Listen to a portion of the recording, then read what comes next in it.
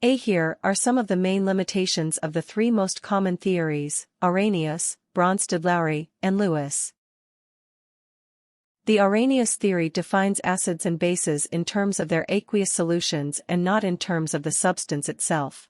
It is not able to explain acidic and basic properties of substances in non-aqueous solvents or in gaseous phases. It also fails to recognize the acidic nature of proton-less compounds like AlCl3, FeCl3, and BF3. The limitations of Brønsted-Lowry theory. Brønsted-Lowry theory is based on proton transfer between acids and bases.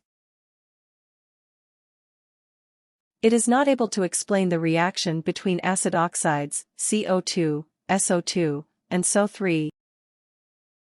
Also fails to explain the acid-base behavior in aprotic solvents such as benzene and dioxane. The limitations of Lewis theory of acids. Lewis theory of acids and bases is based on electron pair transfer between acids and bases.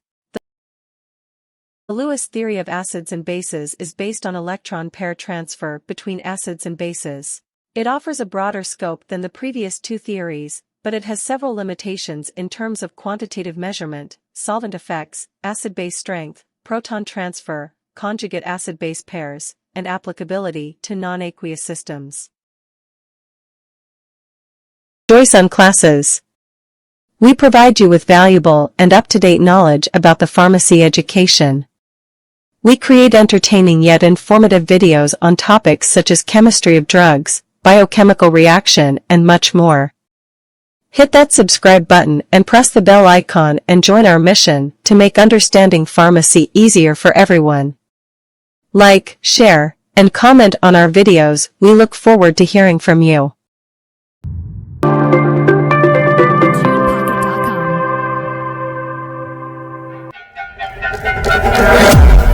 Joyce in Classes.